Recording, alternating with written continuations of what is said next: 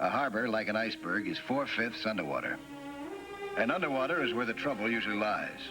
In construction in the first place, and later in repairs as time and the sea take their toll. The day started with the same 2 routine jobs ahead of me. 1, checking the harbor damage. 2, teaching my new assistant about it as we went along.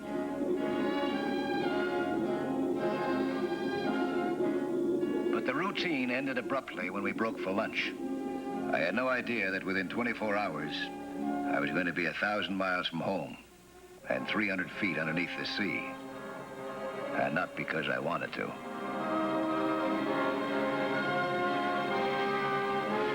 There's a funny thing about trouble. You can always feel it coming.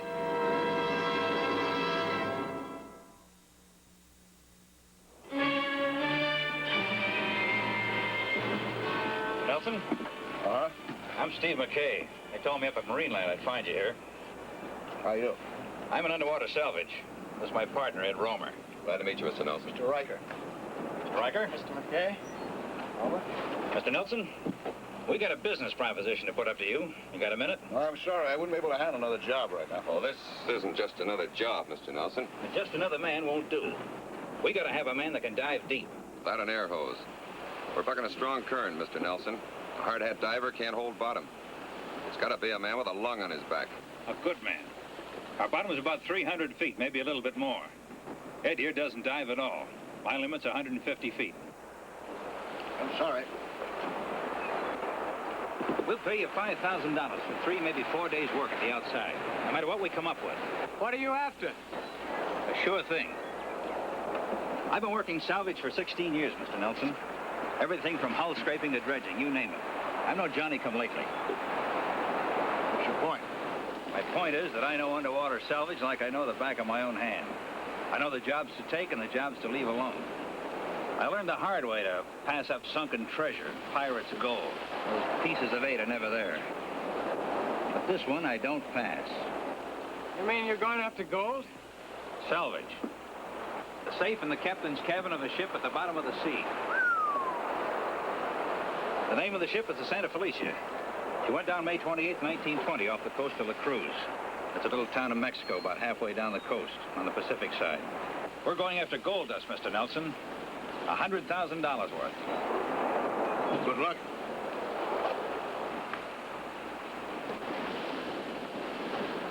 Make that $5,000 I offered you a bottom figure, a guarantee. The top, 20% of what we come up with. No thanks. Our salvage boat's a UR-7. The best there is. Yeah, I know. I saw her this morning when you anchored. It's a Dolphin, isn't it? You sound like you've heard of her before. Yeah, I have. I hope we haven't taken up too much of your time, Mr. Nelson. Not at all, Mr. McKay. Goodbye. Goodbye, Mr. Riker.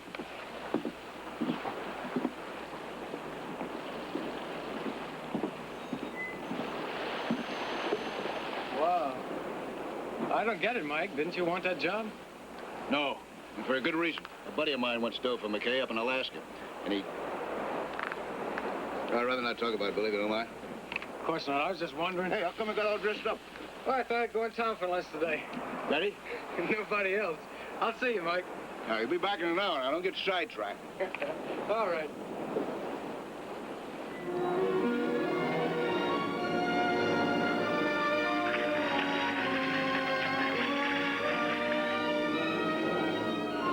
Billy was late getting back, but I went to work without him, on the theory that you're entitled to a few extra minutes when you're taking a girl to lunch.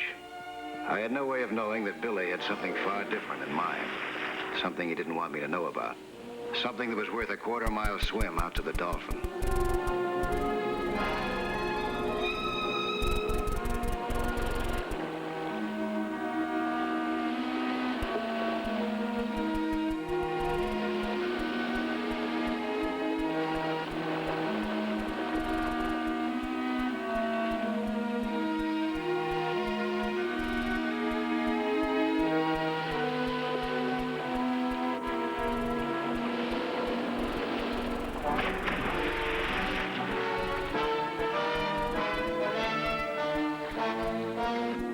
accomplished there, I was to learn several hours later when, after completing the day's work, I came back up to the surface.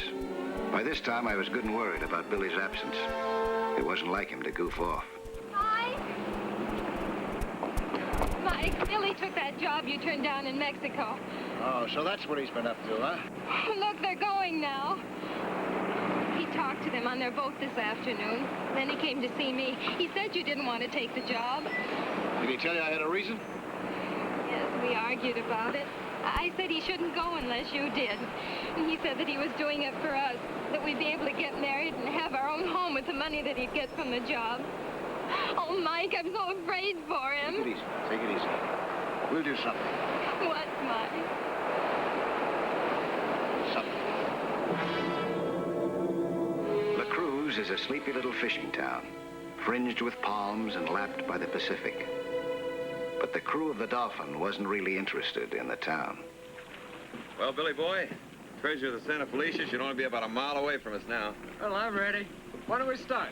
Take it easy, Billy. We'll start in the morning. Let's get into La Cruz and get those supplies while the stores are still open.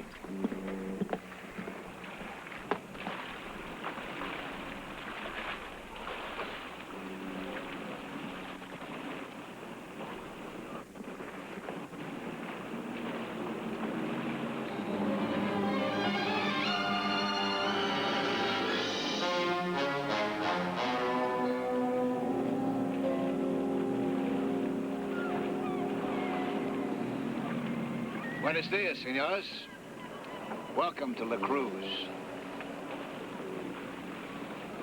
What are you doing here? I thought you didn't like our proposition. Well, I had a change of heart. How'd you know we were in La Cruz? You told me, remember? Much faster by plane.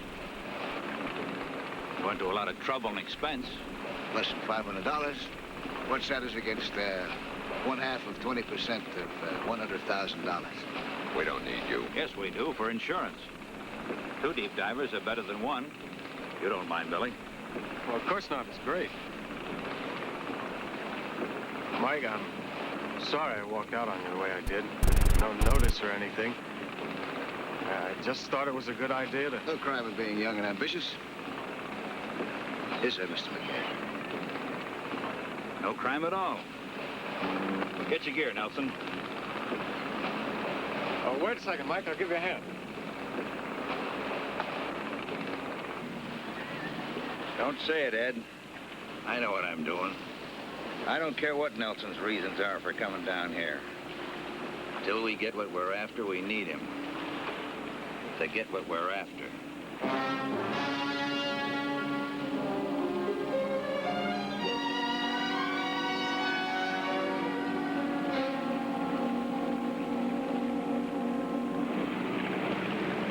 Information boils down to this. After a month of questioning everyone we could find who actually saw the Santa Felicia go down, we came up with 2 witnesses, each of them pretty reliable, and each of them a good distance apart, who had something definite to say about where the boat sank. Now, the lighthouse keeper here at Point A took a bearing at the time, and he said it was almost directly north-northeast. Actually, it was 24 degrees. Now, over here at this Point B, there was a fisherman mending his nets, and he said he saw the ship go down, and it was in a direct line with some rocks off the end of this spit of land. And we shot an azimuth from this point right along this line, and it's almost directly northwest. Actually, it's 313 degrees. Now, when we start searching, we'll ride out along this line. We'll have a man here at Point A on a theodolite. That'll be Ed up there. And he'll keep us on this north-northeast course, this 24-degree course. And over here at Point B, we'll have another man on a theodolite. That'll be you, Billy.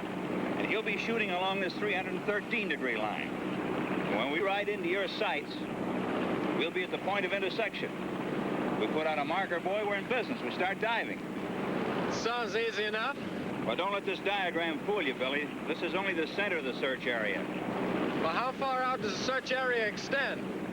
To the Santa Felicia.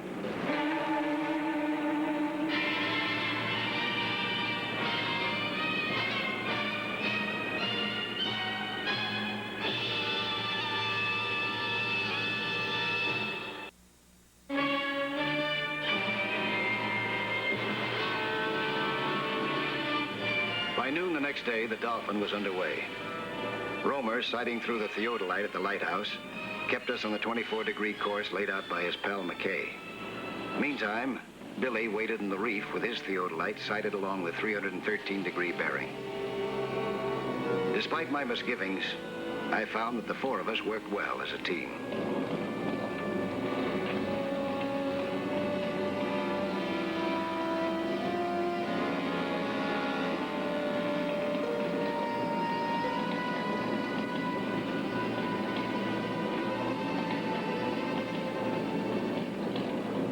Little port side.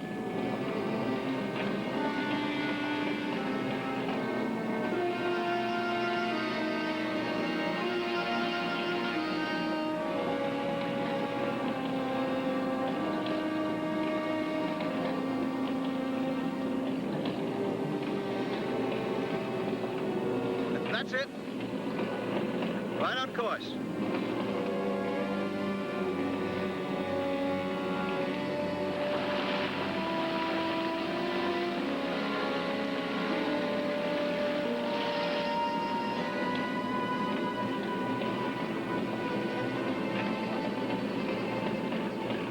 Little starboard.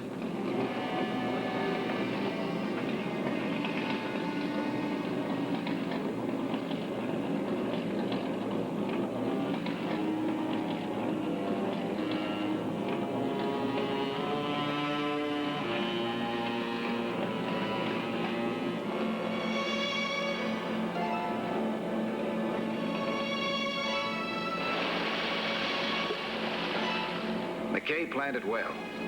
As we came into Billy's sight, I got the signal and dropped the marker buoy. That's it.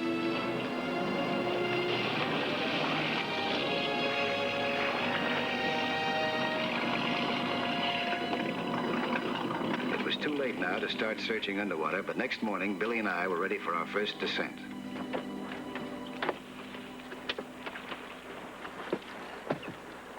Billy, I told Betty that I was coming down here.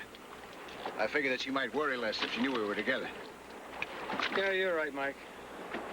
I sure apologize for the way I acted. I did get you down here, though, didn't I? I think you're gonna thank me for it, too. I hope you're right, Billy. I can always use a little of that gold dust. Oh, I think you're wrong about McKay. They both seem like real nice guys to me. I could be wrong. Listen, let's talk about diving now, huh? We'll get on twice a day, once in the morning and once in the afternoon. And we'll spend 20 minutes on the bottom looking and the remainder of the time to decompress coming up. I'll get down to the bottom in the first dive. And you wait for me at the 150-foot level in case I need any help. I'm taking my spear gun. No telling what you might run into down there. That's a good idea.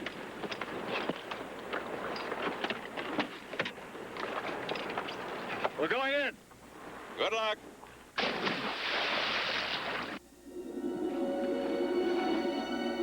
We swam down together and separated as agreed for the search. As I set off, I was still full of doubts, despite what I had told Billy.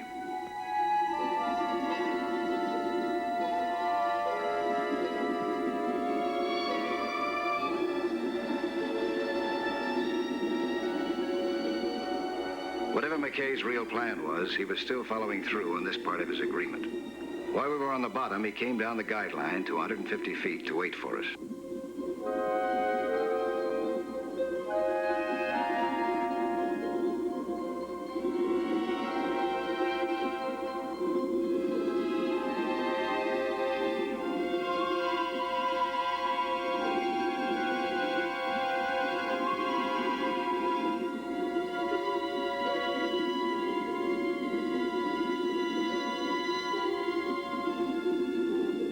I was the first to get back to McKay and report no luck.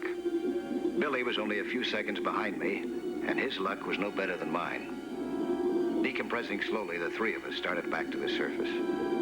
Though McKay had been smart enough to warn that our buoy was only the center of the search area, we hadn't made any progress after 2 more dives. All of us were playing it straight. McKay and Roma doing nothing to arouse new suspicion, and I doing nothing to suggest to Billy that this wasn't the happiest of all possible treasure hunts. We continued to follow the same dive and search plan.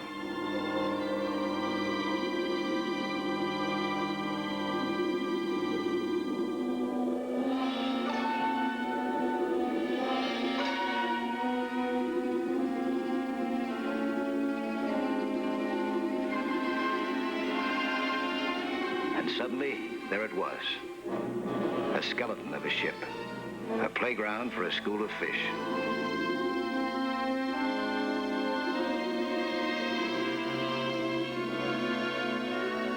It was eerie and sinister, this haunted house on the bottom of the ocean, corroding slowly to death.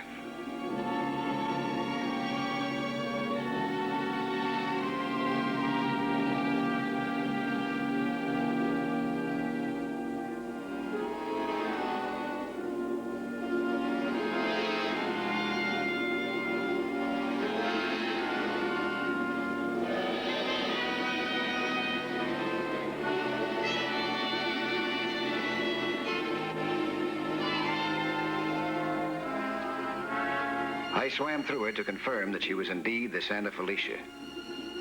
And then, with time running out, marked her position before starting up.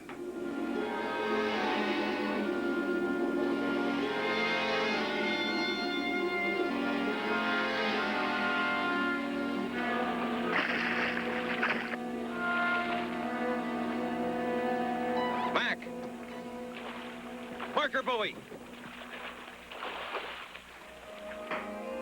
So far, everything McKay and Romer had promised had turned out true.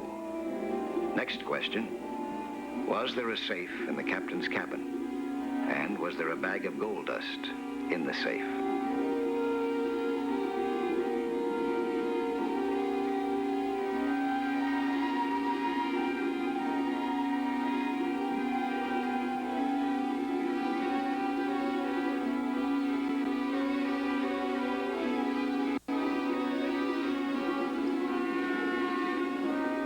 The safe was there, all right, and it had been built even more sturdily than the ship itself. After decades in the bottom of the sea, it still remained firmly locked.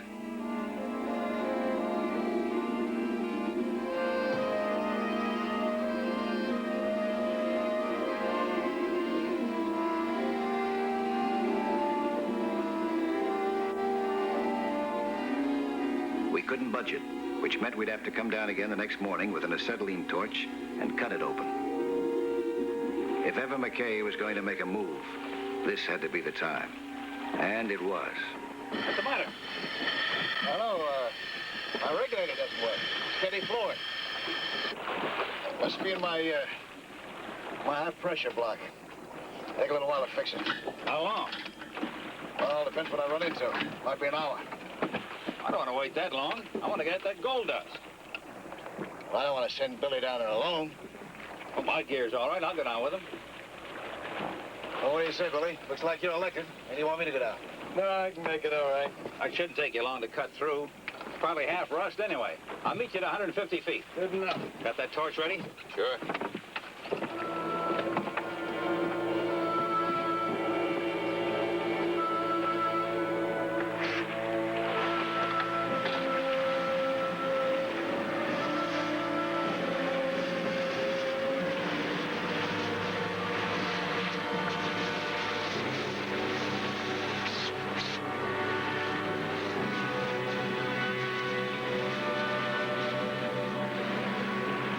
It was a calculated risk letting Billy go down alone, but I had a rough idea of what would happen next. I'm getting as bad as Billy. I can't wait any longer either. Keep your fingers crossed. I'm going down.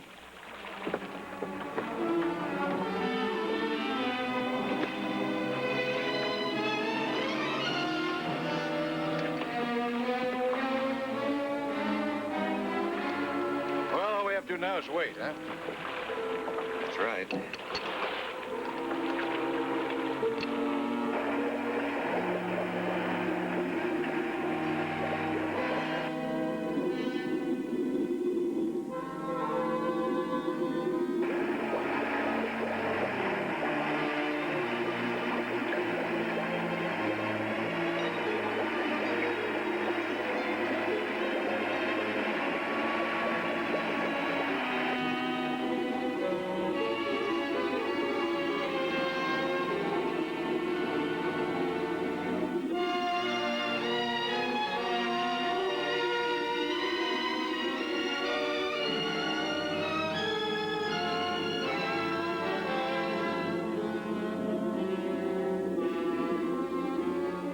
Well, any minute, Billy will be coming in from the bottom now.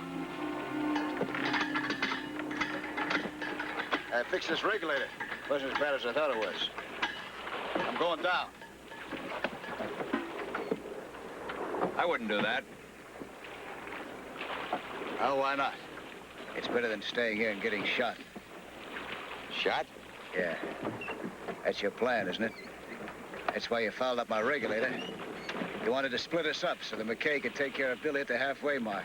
That is, after he collected the gold dust from him. And at the same time, you could take care of me up here on deck. Close? Close. Yeah, it should be. It's the same stunt that you pulled on my friend, Fred Simpson, up in Alaska.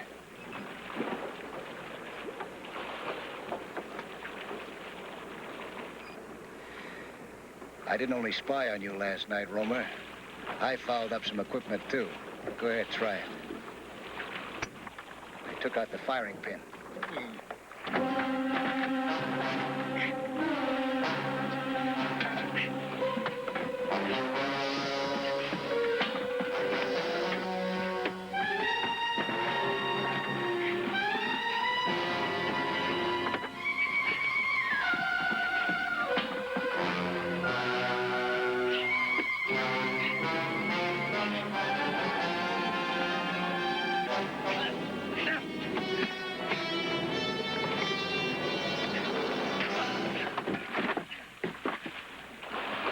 I tied up Romer as quickly as possible, because now I had to get down before Billy reached McKay.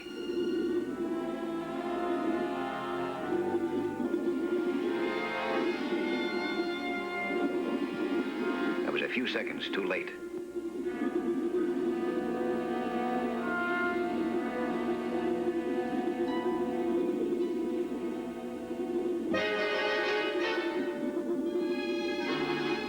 I dived for McKay. He fought like a madman, no holds barred. Everything a weapon, even the bag of gold dust.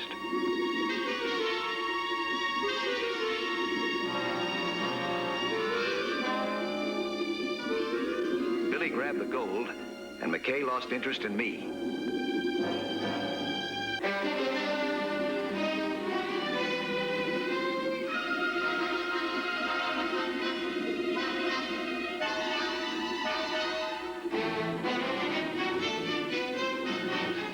This was the final irony, that the rotting leather of the bag be ripped in the struggle, and grain by grain, the gold dust lost forever in the sea.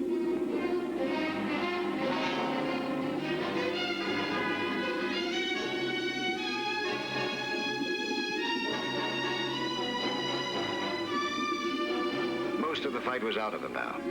We took McKay topside and tied him up in the cabin with Romer. They're probably thinking of all that gold dust they spilled into the ocean. I'll tell you, the next time I think I've got all the answers, I'll just remember this little expedition.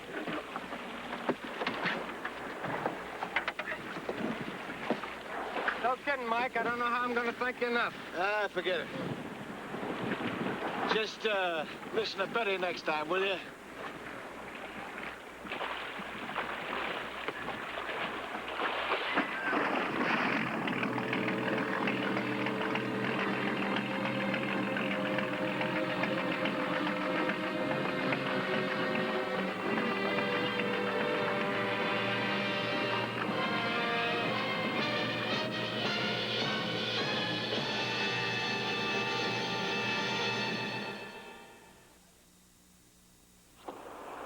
Hi there. I'm Lloyd Bridges. Skin diving is certainly a lot of fun, and it's full of adventure. See some more of it again next week, huh? When there'll be another excursion into that fabulous underwater world of Sea Hunt.